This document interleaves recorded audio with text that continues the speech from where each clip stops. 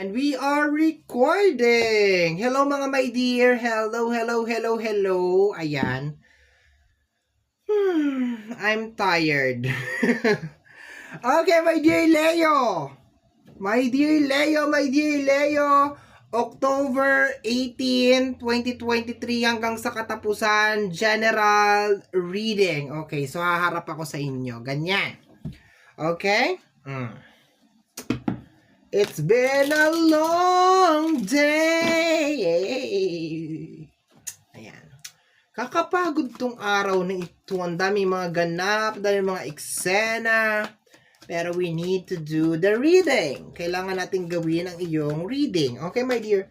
Let me see. First card mo, my dear, is ang energy ng savings or savings. Okay, savings. Okay, tingnan natin, my dear. May savings card ka na. May kinalaman sa pera, of course. Tingnan natin kung ano kasama. Ang kanyang kasama is overload. Okay? Parang meron ka ditong pinag-iipunan, my dear. At kinakailangan talaga na maging todo kayod ka talaga. Kailangan talaga ng diskarte to the max. Talagang trabaho as in overload. Para mangyari itong energy ng savings, kailangan mo talagang todo kayod. So parang sinasabi, my dear, ito na yung energy na parang kinakailangan talaga todo bigay ka na talaga. 'Di ba? Baka posible din naman, my dear, na meron kang bibilhin and then sinasuggest dito, my dear, na wag kang mangutang, parang ganon. Wag mo siyang utangin, pag-ipunan mo siya, 'di ba? Pagtrabahuan mo siya, 'di ba? Kasi para mas magaan yung, 'di ba, yung life, 'di ba? Parang wag mo siyang utangin. Okay, tingnan natin, my dear, last card na to.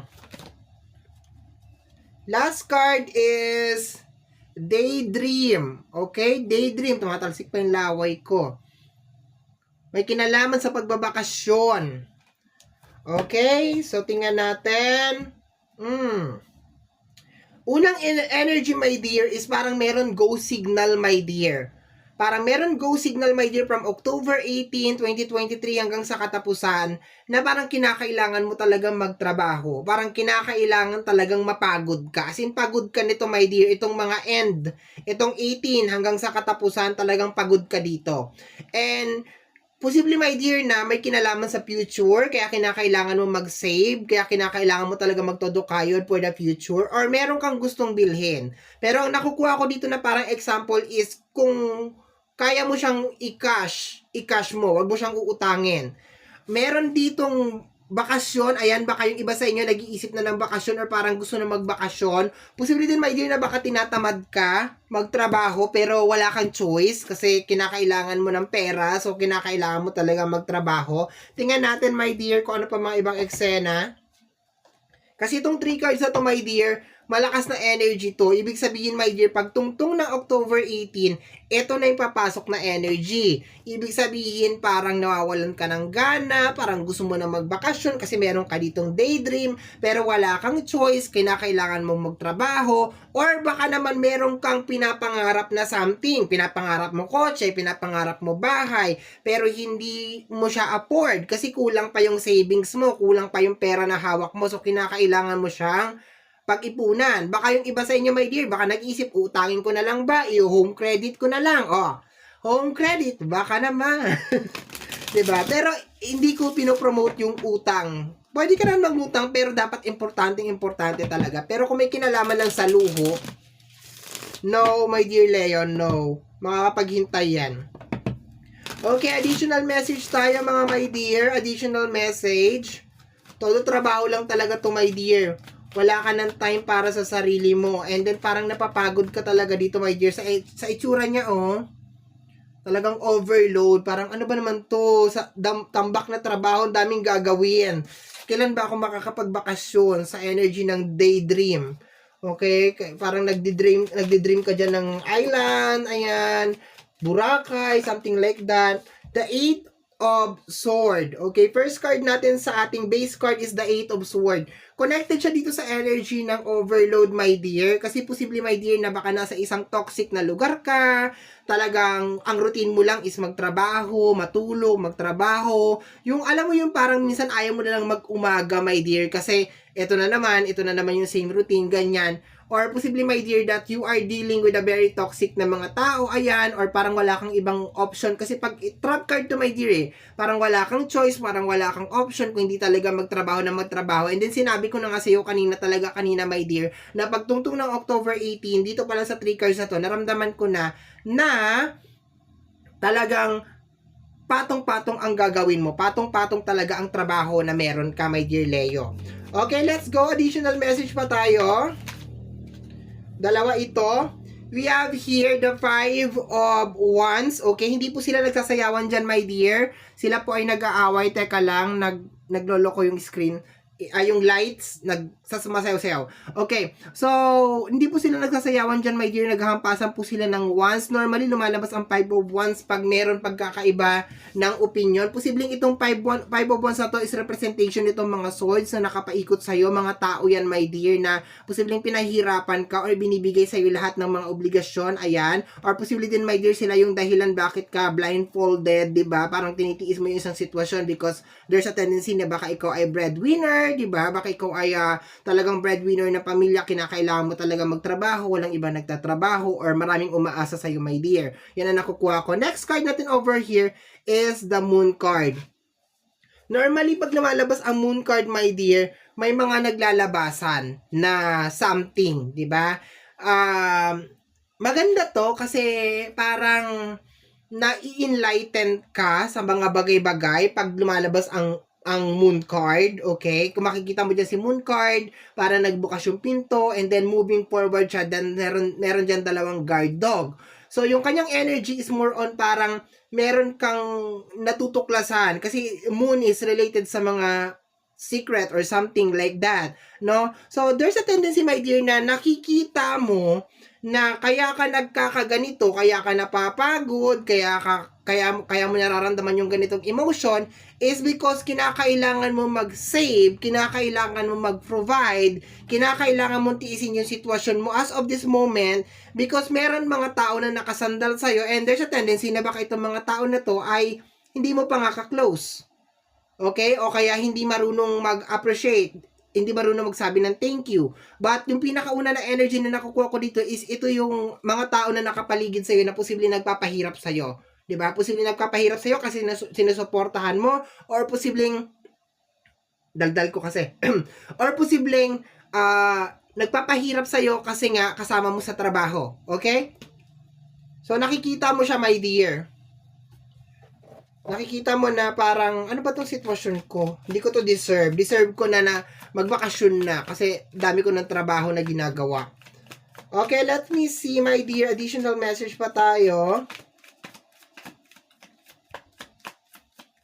Ayoko kasi umaba yung video, kaya nagmamadali ako lagi. Nilarush-rush ko siya. Ang problema naman, na ilalamunan ko naman na pressure. The King of Pentacles, provider energy. Ito siya. So, yung energy niya, my dear, is more on provide. May kasama pa to, the Four of Pentacles, the Four of Swords related sa usapin ng rest. Nasa baba na to, additional message na to nito, kasi 8 cards lang tayo in total, 9 cards in total kasama yung bottom deck of the card. Ayan o, kung makikita mo, my dear, gusto mo na magpahinga. Pero sinasabi ng mga kamay dyan, no, hindi ka pa pwedeng magpahinga. It's not yet time. Parang hinihila ka pa, my dear. So, overload talaga to, my dear. Overload. Energy to ng buwan, my dear. Energy to ng buwan. Hindi mo to energy.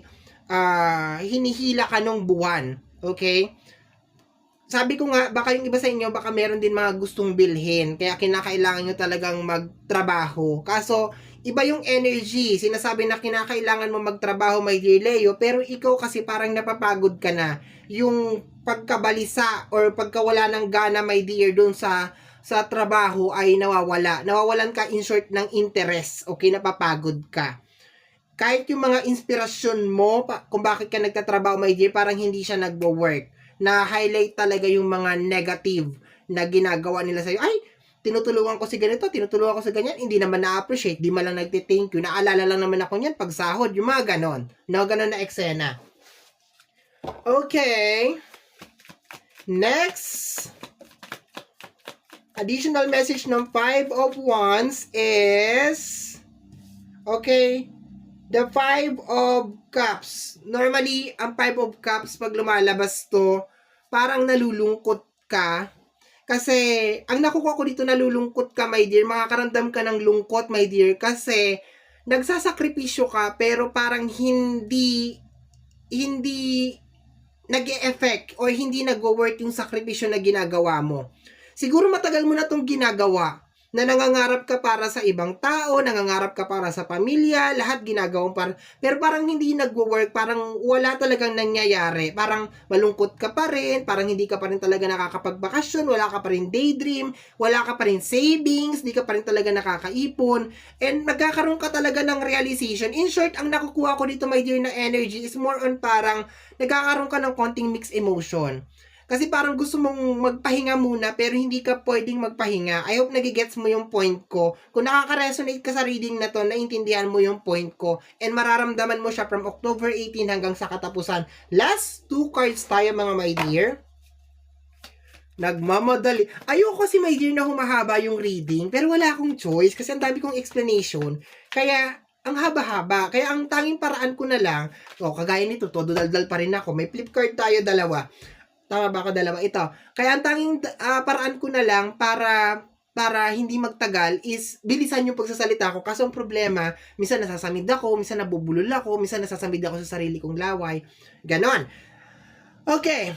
Napapagod ako. Napapaus ako. Okay. We have here the Two of Wands. Okay. Normally, ang Two of Wands, lumalabas yan if you should stay or you should go. So, parang nagdadalawang isip ka, no? Pakiramdam kung may kinalaman din to sa profession mo, posible na napapagod ka rin sa trabaho mo, napipilitan ka na lang gawin yan. And the Ace of Pentacles. Maswerte ka naman, my dear.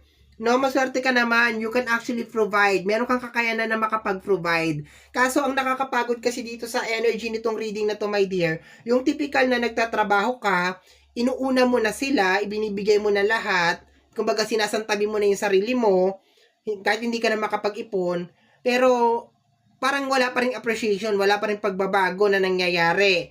So, nandoon ka sa moment ngayon na parang, posible din naman sa pagtulong or posible din naman sa work. Kumbaga nakikisama ka na, ginagawa mo na lahat, pero parang wala pa rin talaga nagiging effect yung adjustment na ginagawa mo. So, October 18, hanggang sa katapusan, my dear, nandoon yung energy na number 1, may isip mo or mararamdaman mo, my dear, na kinakailangan mong pagtrabahuan yung isang bagay. Parang sinasabi sa'yo, my dear, nung pagkakataon na parang kinakailangan mong pagtrabahuan pero parang wala ka na sa mood na gawin yun. Nawawalan ka na ng gana ng dahil sa mga dahilan na nasabi ko kanina. Sa energy ng Moon card, should you stay or should I stay or should I go? Actually, itong dalawang card na to, dalawa lang, parehas na vibes yung binibigay sa akin. Yung mag-stay ka ba or mag-go ka ba? Yung parang hindi ka makapag-desisyon, ganon. But yung last card natin over here, nakikita ko yung blessing mo. Yun nga lang, posible siguro na natitake advantage ka ng ibang tao or nagagamit, my dear, yung energy ng heart o ng puso. Okay? Bottom deck of the card, my dear, is the Page of Cups. No, pangit man pakinggan pero baka kasalanan mo to, my dear. Pinamihasa mo, ganon, na lagi ka nandiyan dyan, na lagi kang easy access, ganon. So, parang kasalanan mo to, my dear, kung ano yung nangyayari. And, nagkakaroon ka lang talaga ng realization kasi nararamdaman, napapagod ka na eh. So, minsan, doon lang tayo na natatauhan pag napapagod na tayo eh. Parang, ay, teka, nakakapagod na tong ginagawa ko. Tapos, paglingon mo, nandun pa rin naman siya. Di ba? Parang tinulungan ko siya lahat ginawa ko para sa kanya, pero nandun pa rin naman siya. Nagsakripisyo ako para sa kanya, pero nandun pa rin talaga siya. Di ba? Parang, ang problema, nasa iyo kasi pinamihasa mo or hinayaan mo mangyari yung bagay na yon, pero at the same time, problema din, my dear, yung mga tao na nasa paligid mo kasi wala silang na-appreciate, walang nangyari, okay? So, yun ang nakukuha ko dito na energy. So, my dear, Yan ang reading mo para sa yung October 18, 2023 hanggang sa katapusan. Somehow, my dear, kung nagustuhan mo to, especially kung napadaan ka lang, don't forget to subscribe! Paki-click po ang notification bell para ma-update ka sa aking mga upload. And free to like, free to share, free to comment sa lahat ng ating mga videos. Once again, my name is RJ, also known as Apo J. Maraming salamat po. And until next time, bye-bye! Thank you, my dear. Maraming salamat po!